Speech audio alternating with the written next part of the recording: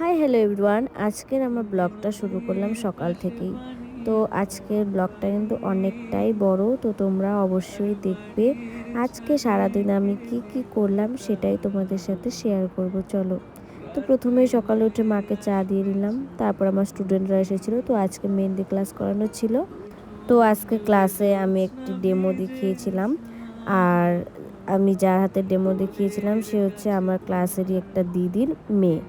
তো ওর বলে আমার কাছে মেহেন্দি পড়ার খুব ইচ্ছে, তাই দিদি আমাকে বলেছিল। তো আমি বলেছিলাম ঠিক আছে তাহলে নিয়ে এসো, যেহেতু আমি ডেমো দেখাবোই তাহলে ওর হাতেই আমি দেখাবো। আর ও তো মেহেন্দি পরে ভীষণ খুশি ছিল, খুবই খুশি ছিল। তারপর আমি সবাইকে আস্তে আস্তে দেখাচ্ছিলাম যে এইভাবে করবে, এইভাবে করতে হয়।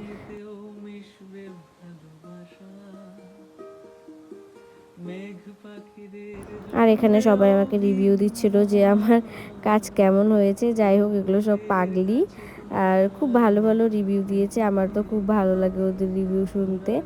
আর সত্যি কথা বলতে ওরা খুব খুব ভালো আর খুব মিষ্টি।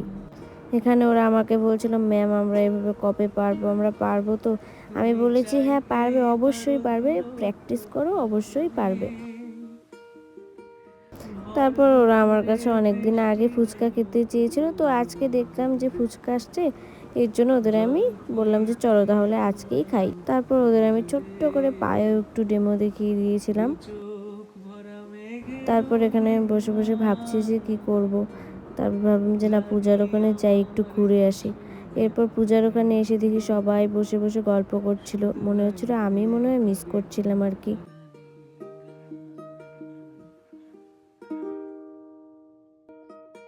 এরপর আমি বাড়ি এসে দেখি যে সোনু এসেছে। তো সোনু আমার চশমাটা নিয়ে নিজে নিজেই খেলছিল, আরও ভাবছিল আমি মনে হয় ওকে ছবি তুলছি, এর জন্য পোজ দিচ্ছিল আর কি।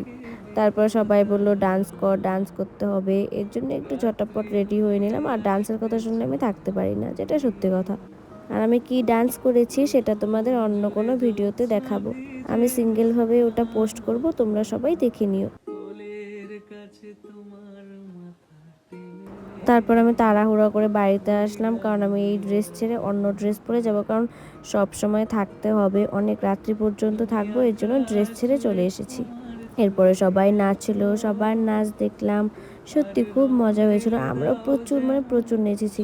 যে আবার কালকে তো নাচতে হবে, যেহেতু কালকে দশমী। সত্যি কথা বলতে আমরা দুর্গাপূজাতেও এতটা মজা করি না, এই পূজাতে আমরা যতটা মজা করি। আমরা একটা বছর এই পূজার জন্য অপেক্ষা করে থাকি। আর আমার ব্লগটা কেমন হয়েছে তোমরা কিন্তু অবশ্যই জানিও, আর কোনো ভুল ত্রুটি থাকলে ক্ষমা করে দিও। আর আজকের জন্য টাটা, আসবো অন্য কোনো ভিডিওতে।